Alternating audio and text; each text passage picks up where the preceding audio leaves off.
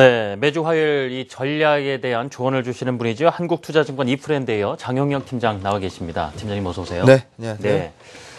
외국인 매수가 한동안 좀 주춤했다가요. 지난주 금요일 삼성생명 블록딜이 그렇다 치더라도 그 규모도 조금씩 늘려가고 있는 모습은 어제도 보여서 말이죠. 물음표는 좀 드는데 어떻습니까? 매일매일 다각도로 시장 점검해 보시고 분석해 보고 하실 텐데 오늘 들어보겠습니다. 네. 예. 일단 수급이 예전 같진 않죠. 그리고 최근 제 방송에서 보셨겠습니다만 최근에 제가 유난히 금리 얘기를 많이 했습니다. 그리고 지난 금통위에서도 추가적으로 금리를 내리는 게 쉽지 않겠다라는 뉘앙스는 다 확인하셨을 거고, 얼마 전에 급등하던 선진국 국채 수익률들 뒤집어서 얘기하면은 선진국 국채 가격은 매일같이 크게 빠지고 있었다는 얘기죠. 그쪽에서 브레이크를 잡는 모습이 일부 나왔습니다. 최근 외국인 수급이 굉장히 많이 둔화됐는데요. 선진국 국채 가격 급락에서 유발된 조정이라고 보시면 될 것 같습니다. 예. 무슨 얘기냐 하면 가장 안전자산화되어 있는 대명사가 선진국 국채거든요. 그 중에서도 독일 국채라든지 미국 국채라든지 이런 부분들은 안전자산의 대명사라고 볼 수 있습니다. 근데 이런 안전자산들이 급락을 하더라는 거죠. 그러다 보니까 위험 선호도 면에서는 굉장히 좀 위축된 양상을 보였고요. 아직까지도 그런 모습들이 상당 부분 남아있는 것으로 보여집니다. 지난 금요일날 외국인 선물 매도 계약수가 7,500계약을 찍었는데요. 매수를 기다리고 있던 시점에서 굉장히 좀 과한 매도를 한번 본 것 같습니다. 심리적으로 쫓길 수밖에 없는데요. 어제 연속성을 보이지 않았기 때문에 일부 다행이라고 볼 수 있겠습니다만 미증시 최고가 찍는 거에 비하면 굉장히 답답한 흐름입니다. 자료 보면서 얘기를 좀 이어가도록 하죠. 얼마 전까지 4월 달까지만 하더라도 우리 괜찮았잖아요. 수급표 보게 되면은 미국계 자금도 그렇고 영국계 자금, 유럽계 자금 4월 달까지 아무 이상 없었습니다. 아무 이상 없었는데 최근 들어가지고 캐리 트레이드 환경이 많이 약화되는 거죠. 뭔 얘기냐 하면 이제까지 유로존 자금 쪽에서 앞으로의 유동성은 미국은 더 이상 QE를 진행할 수가 없고 네. 앞으로의 QE는 유럽계 자금이 할 거다. 그러면 유럽계 자금들이 밀려 들어올 수 있도록 유로화가 계속 빠져주고 우리 원화값이 강세를 유지를 해주면 이거 돈 바꿔가지고 대한민국으로 쏠 수 있는 거 아니냐. 예전에 가장 강한 매도 주체였던 영국 자금이나 유럽계 자금들이 매수로 반전된다. 이 그림이었죠. 최근 보게 되면은 유로화가 약세가 아니고 강세가 나오죠. 굉장히 빠른 폭의 강세입니다. 그러다 보니까 캐리 트레이드 환경이 많이 위축된다라고 볼 수 있습니다. 결론부터 미리 말씀드리면 제가 이제까지는 금리 얘기를 굉장히 많이 했습니다만 환율 얘기로 자연스럽게 이어가는 시장이 올 것 같고요. 예. 여기서도 한번 보게 되면 금리하고 환율과의 연관관계를 한번 보게 되면 예전에도 그랬어요. 금리가 오르기 전에 국채 수익률들이 먼저 반응을 하더라는 거죠. 근데 지금 미국 국채 수익률 반응했죠. 근데 시점을 보게 되면 한 3개월 전서부터 반응하더라는 겁니다. 그러면 계산해 보세요. 지금 5월이죠. 그러면 6, 7, 8, 9월 달 금리 인상 가능성 시장에서 계속 나오고 있는 상황이거든요. 근데 문제는 9월 달에 금리를 올릴 것 같다라는 배팅에 대해서 18%만이 반영되고 있다라는 겁니다. 지금 절반 정도는요. 12월에 반영되고 있고요. 그러면 나머지 절반 이상은 뭡니까?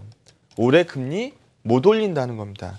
그러다 보니까 시장이 기대하고 있는 금리 시점보다 시장의 금리 인상이 먼저 나오게 되면 얼마 전에 그린스펀 의장이 얘기한 것처럼 테이퍼 텐트럼, 네. 긴축 발작이 일어날 수 있다라는 얘기가 나올 수 있는 거고요. 20일이면은 4월달 FOMC 의사록이 공개가 됐고, 예. 22일이면은 6월 FOMC를 앞두고 마지막 옐런 코멘트가 나오는 시점이기 때문에 이번 주는 환율 부분에 대해서 포커싱 하셔야 될 것 같습니다. 그래요. 외국인 선물 수급에 대해서 우려 섞인 시각이 굉장히 많았었는데요. 어제 일단 연속성을 들어오지 않았으니까 시장이 들어올릴 것 같을 때 가장 먼저 발생되는 외국인 선물의 연속성, 이 부분 계속 체크하셔야 될 것 같고요.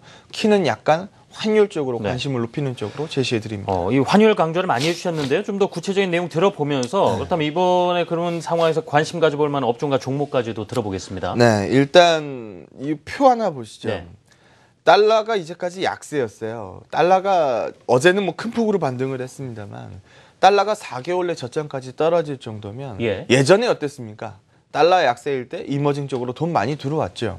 근데 인터내셔널 펀드는 아직 괜찮아요. 그런데 아시아 EX 재팬, 그러니까 선진국 일본을 제외한 아시아 쪽 펀드 플로우를 보시게 되면 작지 않죠. 매도에 유출되는 금액 자체가 작지 않습니다.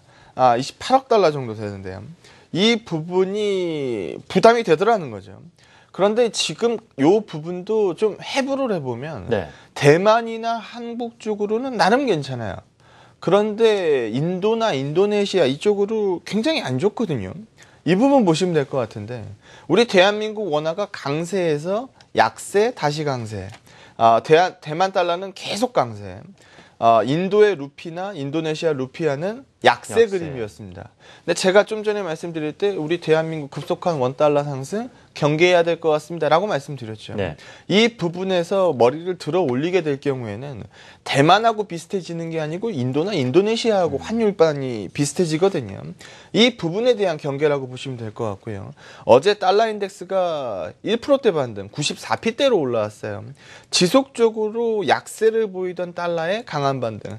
그렇게 되면 유로화 쪽에서는 약간 톤다운. 이런 모습들이 대한민국 원달러 상승을 자극할 수 있다는 얘기입니다.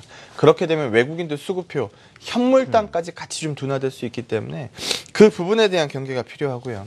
업종 얘기 한번 해보면 네. 금통위에서 비슷한 코멘트들 다 들으셨을 테니까 더 이상 금리 인하가 쉽다 쉽지 않다 왈가왈부 말이 많습니다. 좀 쉽지 않을 거다라는 기대감 쪽으로 많이 올라왔는데요. 은행이나 보험 업종에 대해서 보는 시각도 바꿔야 될 것 같습니다. 예정 이유라고 괴리가 컸기 때문에 보험주도 굉장히 힘들었었는데 이 보험주들도 금리가 저점을 잡는다라고 하면 나쁜 소식은 아닐 것 같고요. 은행도 예대 마진 쪽에서 계속 위축되는 모습이었는데 그 부분의 하단을 제시할 걸로 보여집니다. 특히 삼성생명 같은 경우에 블록딜 이슈 돌고 나서 한 차례 지난 금요일날 크게 빠졌었고 어제 반등 보이는 모습이었는데요. 지난번에 제일모직 사태하고 크게 다르지 않아 보입니다. 보험과 은행 업종 쪽에서 다소 만만한 종목들 쪽에서의 매수 구간 전략 사용하도록 하겠습니다. 네, 금리나 이게 금통의 금리 인하 가능성 상당히 꺾였다고 보고 지금 은행 보험 업종 말씀 주셨고요. 삼성생명에 대한 설명도 덧붙여 주셨습니다. 지금까지 한국투자증권 이프랜드예요. 장형혁 팀장이었습니다. 팀장님 고맙습니다.